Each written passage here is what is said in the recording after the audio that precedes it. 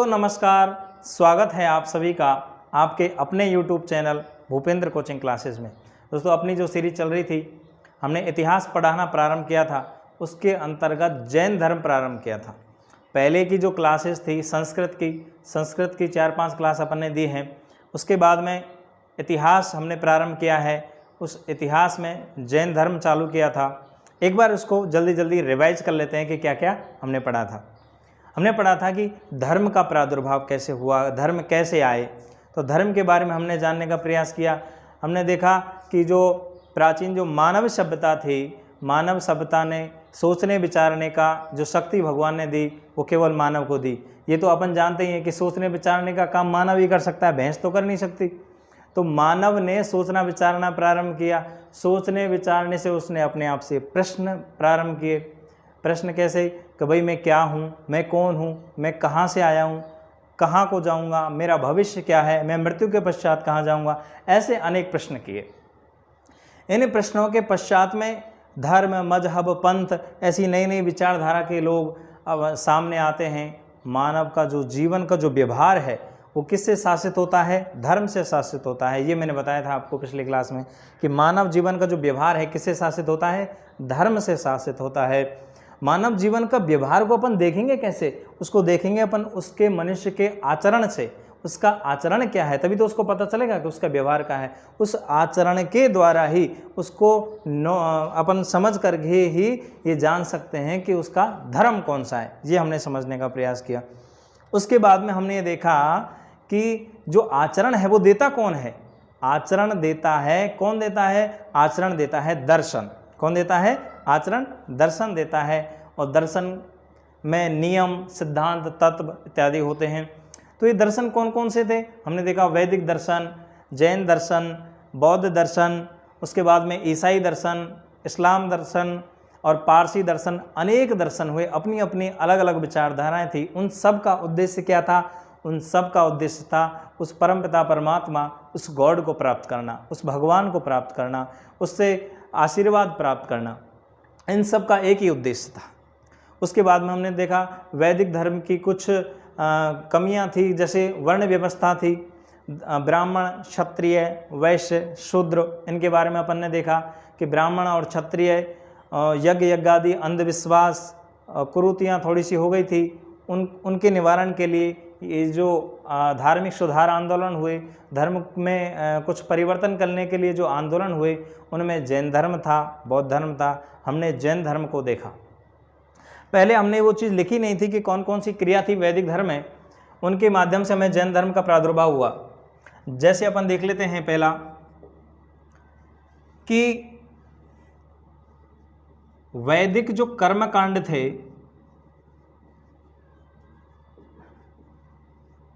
अपन प्रश्न है कि क्यों जैन धर्म को आने के लिए मजबूर हुआ?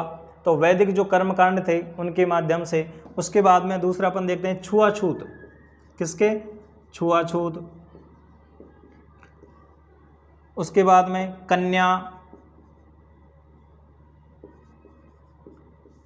कन्या भ्रूण हत्या, अनेक कुरीतियां, गौवध,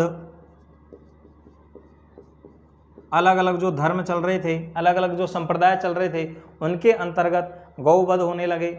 इन सब के निवारण के लिए एक सबसे इम्पोर्टेंट बात आप लिख लीजिए, नोट क्या है? उस समय जो उत्तर वैदिक काल था, उस समय अनेक जो धर्म ग्रंथों के साथ साथ उपनिषद लिखे गए। उपनिषदों में कहा गया, एक उपनिषद था मुंडकोपनिषद, जहाँ से प्रश्न बनता है।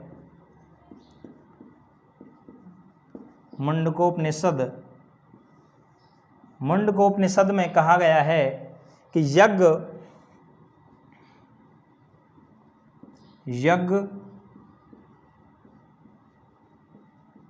एक टूटी हुई नौका के समान है। यज्ञ एक टूटी हुई नौका के समान है। किस में कहा गया है? मुंडकोपनिषद में। इसका मतलब क्या हुआ? इसका मतलब ये हुआ, यदि आप अपने जो भव सागर है, जो संसार सागर है, इसको आप यज्ञ के माध्यम से आप यदि यज्ञ के माध्यम से पार उतरना चाहते हो तो ये असंभव है, क्योंकि यज्ञ नाम की जो नाव है, इस जो संसार रूपी जो सागर है, इसमें ये जो नाव टूटी हुई है, इसमें छेद है, और इस छेद के द्वारा आप इससे क्या होगो, आपको प्रॉब्लम हो जाएगी, आप डूब जाओगे और मर जाओगे। इसका सीधा अर्थ ये है, यज्ञ एक टूटी हुई नौका के समान है। ये प्रश्न आया हुआ है, ये कहाँ लिखा हुआ है? मुंडकोपनिषद में है। उसके बाद में हमने देखा जैन धर्म।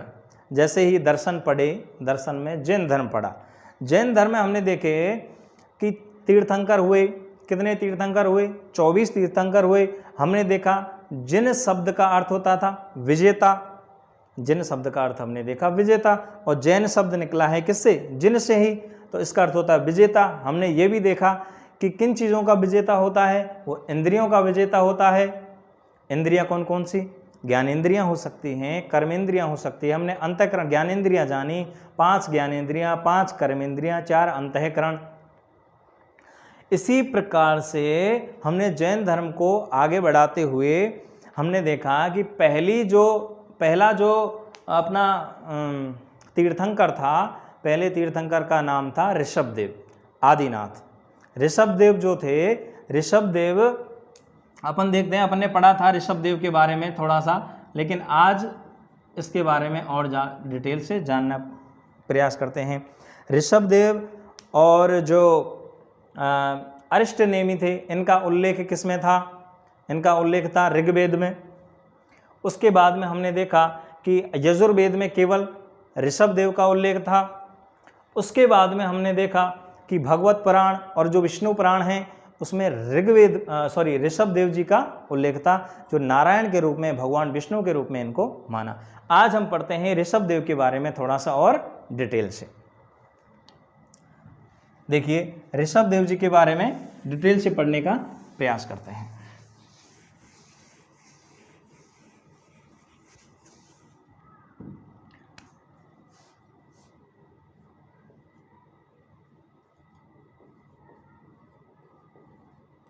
ऋषभदेव जी, इनका जो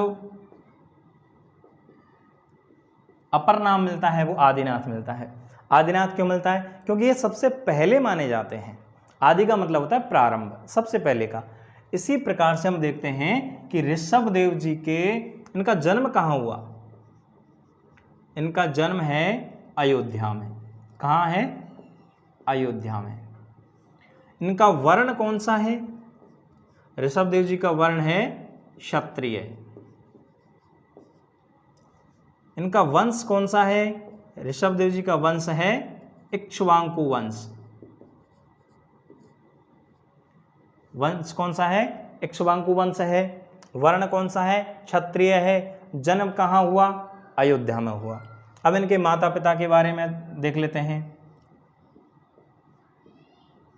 ऋषभदेव जी की जो माता थी, इनकी माता का नाम था मारू देवी। क्या नाम था? मारू देवी। ऋषभदेव जी के जो पिताजी हैं, इनके पिताजी का नाम था नाभिदेव। क्या नाम था? नाभिदेव। आप इनको ऐसे याद रख लीजिए, पिताजी अर्थात नाभि से पैदा हुए, तो ऋषभदेव जी के पिताजी कौन हुए? नाभिदेव हुए। माताजी मारती थी, इसलिए इनका नाम मारू देवी हो गया। ऐसे आप याद रख सकते हैं, उससे क्या याद करने में आसानी रहती है। माता पिता हो गई। अब पत्नियों की बात करते हैं। इनकी पत्नियां थी 2। कितनी पत्नियां थी? 2। किनके? ऋषभदेव जी के। इनके पत्नियां थी 2। एक का नाम था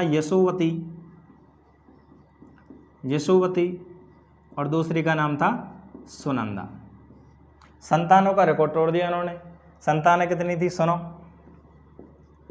ऋषभदेव जी की संतान थी 102। कितनी थी? 102। इनमें देखो 100 पुत्र थे और 2 पुत्रियां थी। 100 क्या थे?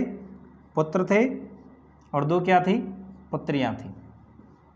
ऐसे देखो, यहाँ देखो, एक बार समझो। ऋषभदेव की पत्नियां कितनी? 2। कौन कौन सी? यशोवती और सुनंदा। उसके बाद में हम देखते हैं संतान कितनी हुई? 102, जिनमें पुत्र कितने हैं? 100, और पुत्रियां कितनी हैं? 2। इन जो 100 पुत्र थे, इनमें प्रतापी जो बालक माने जाते हैं वो 2 थे। एक का नाम था भरत, एक का क्या नाम था? भरत, और एक का नाम था बाहुबली। एक का क्या नाम था? बाहुबली। ये जो भरत हैं ये सबसे प्रतापी शासक माने जाते हैं। क्या माने जाते हैं? सबसे प्रतापी शासक माने जाते हैं। कहा जाता है इनके बारे में कहा जाता है कि इन भरत के नाम पर ही अपने जो देश है हिंदुस्तान, इसका नाम भारत पड़ा। किसके? ऋषभ देव के पुत्र थे। देखिए एक दो चीज़ और जो अपन ने पहले पढ़ ली थी उनको दोबारा लिख लीजिए। ऋषभ देव के बारे में इनका उल्लेख कहाँ कहाँ मिलता है? ऋषभ देव जी का उल्लेख कहाँ कहाँ मिलता है? एक तो मिलता है ऋग्वेद में। कहाँ मिलता है? ऋग्वेद में। एक मिलता है यजुर्वेद में। कहाँ मिलता है? यजुर्वेद में। एक मिलता है भगवत पुराण में। कहाँ मिलता है? भगवत पुराण में। और एक मिलता है विष्णु पुराण में। ये समझने का प्रयास करो। कोई सामान्य प्राणी तो होंगे नहीं, बहुत ही महान प्राणी थे, तभी इनका ऋग्वेद, यजुर्वेद, भगवत पुराण और विष्णु पुराण जैसे महान ग्रंथों में इनका उल्लेख है। जैन धर्म के प्रथम तीर्थंकर माने जाते हैं ऋषभ देव जी। जैन धर्म के संस्थापक अपन बोल सकते हैं, जैन धर्म के प्रवर्तक इनको बोल सकते हैं। जैन धर्म के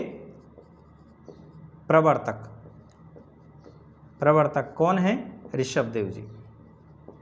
ऋषभ देव जी, जिन्हें अपन क्या बोलते हैं? आदिनाथ। ये इससे संबंधित प्रश्न बनते हैं। कैसे बनते हैं? एक बार एक और रिपीट कर ले। पहले जो तीर्थंकर हैं, सबसे प्रथम तीर्थंकर हैं जैन धर्म के, वो कौन से हैं? ऋषभ देव जी हैं, जिनका दूसरा नाम क्या है? आदिनाथ है। ठीक है। इनका जन्म कहाँ हुआ? इनका जन्म हुआ था अयोध्या में। इनका जन्म कहाँ होता है? अयोध्या में होता है। इनकी माता कौन है? मारू देवी हैं। पिता कौन है? नावी देव हैं। वर्ण कौन सा है? क्षत्रिय है। वंश कौन सा है? इक्ष्वाकु है। भगवान राम वाला वंश है। पिता नावी देव, पत्नी 2 थी, यशोवती और सुनंदा। संतान 102 जन्मे, पुत्र 100 और पुत्रियां 2। 2 महान जो इनके पुत्र हुए थे, पहले भरत और दूसरे बाहुबली। भरत को सबसे प्रतापी शासक माना जाता है। ये जैन धर्म के प्रवर्तक माने जाते हैं। कौन? ऋषभ देव जी।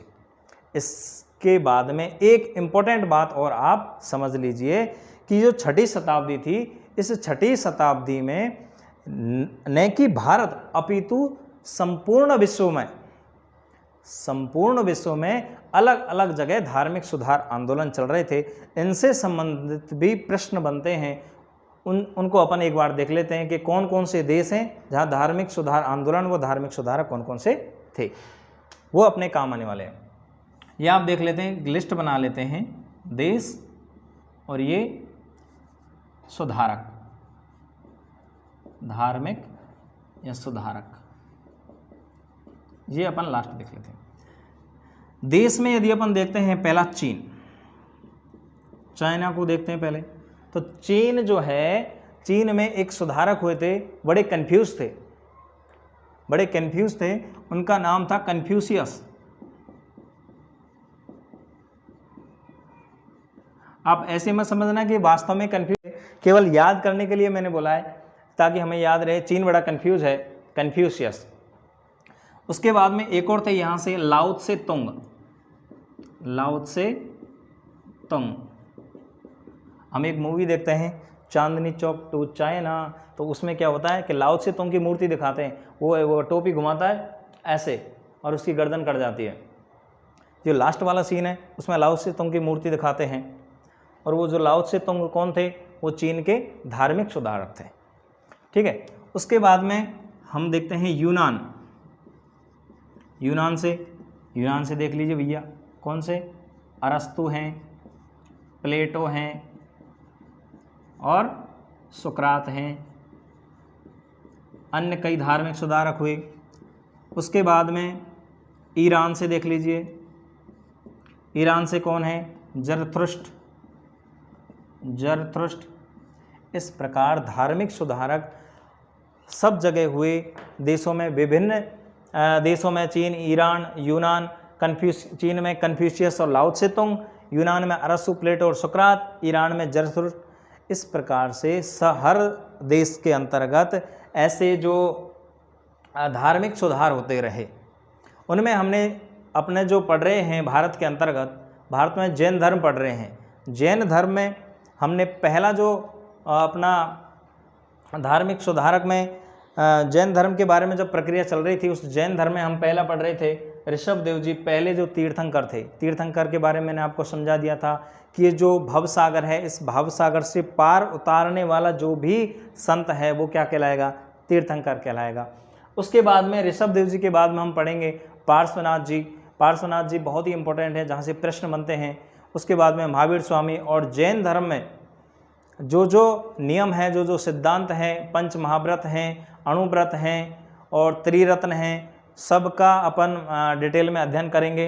इसी प्रकार अपना अनुभव, अपनी जीके बढ़ाते रहें, अपने ज्ञान वर्धन करते रहें। आप सभी का बहुत बहुत धन्यवाद। चैनल को सब्सक्राइब करें, लाइक करें, कमेंट करें। राधे राधे, नमस्कार।